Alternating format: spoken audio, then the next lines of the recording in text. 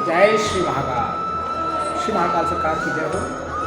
आज के इस लॉन्ग वीडियो में मैं आप सब लोगों के सामने एक सत्संग का सुंदर वर्णन आप लोगों के समक्ष रखना चाहता हूँ। आप लोग इस पूरे वीडियो को पूरा देखिएगा और इसमें कहीं ना कहीं आपको बहुत ही अच्छी ज्ञानवर्धक सीख सुनने को, देखने को, महसूस करने को मिलेगी। तो आप लोग इस वीडियो को पूरा देखें। कथा जब मैं सुनने गया तो सत्संग भवन में, तो गुरुजी महाराज वहाँ बैठे हुए थे और गुरुजी महाराज द्वारा एक सुंदर कथा के बारे में बोला जा रहा था, जिसमें कि एक भक्त, एक श्रोता, एक जो वहाँ पर कथा सुन रहा होता है, वो स्वामी जी से, जो आचार्य व्यास गद्दे पे बैठे होते हैं, उनसे वो पूछता है कि महाराज जी, हम लोग इतने पाप करते हैं और गंगा में जाकर गंगा स्नान करते हैं। गंगा स्नान करने के बाद क्या हमारे सारे पाप धुल जाते हैं, या गंगा जी हमारे पापों का रख कर क्या करती हैं?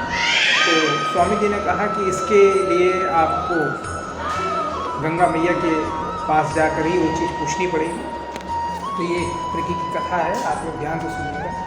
तो वो जो भक्त होता है वो गंगा मैया के पास जाता है और गंगा मैया के पास जाने के बाद वो कहता है, हे गंगा मैया, मैंने तो यहाँ पर स्नान करके अपने पाप धुल लिए, आप इस मेरे धुले हुए पापों का क्या करते हैं? तो गंगा मैया ने भी उस भक्त से कहा कि बेटा, मैं भी इस पाप का क्या करती हूँ, मैं भी इस पाप का अपने पास नहीं रखती हूँ। मैं सागर में जाकर मिलती हूँ और सागर में मिलने के बाद ये जिम्मेदारी सागर की हो जाती है। तो आप सागर से पूछें, वही आपको बता सकते हैं।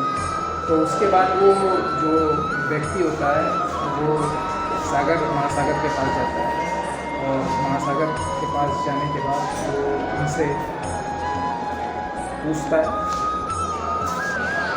वो व्यक्ति फिर महासागर के पास जाता है और महासागर के पास जाकर कहता है, प्रभु, मेरी इस जिज्ञासा का समाधान दीजिए। मैंने गंगा जी में जाकर अपने पाप धुले और गंगा मैया से पूछा कि आप इस पाप का क्या करती हैं? तो उन्होंने कहा कि मैं सागर को अपने जल दे देती हूँ, मैं सागर में मिला देती हूँ। अब सागर ही बता पाएंगे कि वो इस पाप का क्या करते हैं। तो आप कृपया मेरा मार्गदर्शन करें, ऐसा उस श्रोता ने महासागर से कहा। महासागर भी, उन्होंने भी कहा कि बेटा, गंगा जी अगर आके हमें मिलती हैं, वो पाप हमें देके जाती हैं, तो हम भी समुद्र हैं, हम भी कोई चीज़ अपने पास नहीं रखते और उसको हम, हमारे ऊपर बादल आते हैं, वो आकर उस धुले हुए जो आपके पाप हैं, जो जल है, उसको वाष्प बना के खींच कर वो ले जाते हैं, वो बादल बन जाते हैं। तो मैं भी नहीं बता सकता कि उस पाप का क्या होता है। तो कृपया जो इसको लेके जाता है आप उससे पूछें, तो बादल से आप पूछें, बादल आपका मार्गदर्शन करेंगे।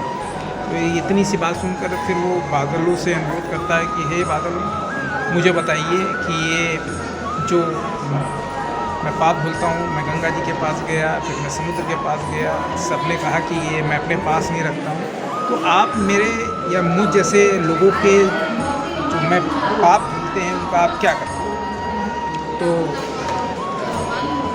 सागर की बातें जब उन्होंने सुनी तो फिर बादलों से पूछा, तो बादलों ने यही कहा कि बेटा, हम भी इस पाप का कुछ नहीं करते।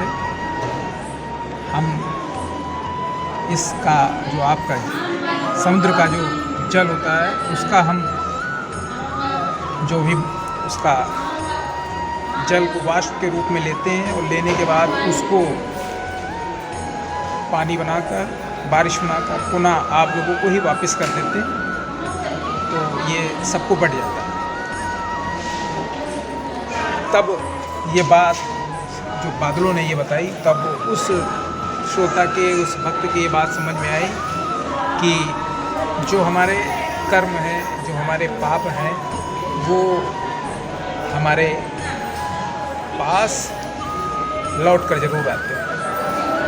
तो अंततः इस से ये जानकारी मिलती है कि देखिए, पाप पुण्य या हमारे द्वारा इस कहानी का ये सार है कि हमारे द्वारा किए गए हर अच्छे बुरे कर्म का हिसाब सुख दुख बनकर हमें पुनः वापस मिलता है। और इसलिए कोशिश करनी चाहिए कि हमें कोई ऐसे काम नहीं करने चाहिए कि जो हमारे दुख का कारण बने। तो इस सीख से, इस सत्संग से मुझे यही सीखने को मिला कि मतलब किसी के साथ अच्छा या बुरा करने के बाद अपनी बारी का इंतज़ार अवश्य करना चाहिए, क्योंकि ये जो कर्म हैं ये लौट कर आते ज़रूर हैं, हमारे ज़िंदगी में सुख दुख बनकर आते हैं। तो ये सीख मुझे मिली और ये सीख मैंने आप लोगों के साथ साझा करी। अगर ये वीडियो आप लोगों को पसंद आए तो ज़्यादा से ज़्यादा शेयर करिएगा, पेज को फॉलो करिएगा, लाइक करिएगा, सुंदर कमेंट करिएगा। आप सभी का दिन शुभ हो। जय श्री महाकाल।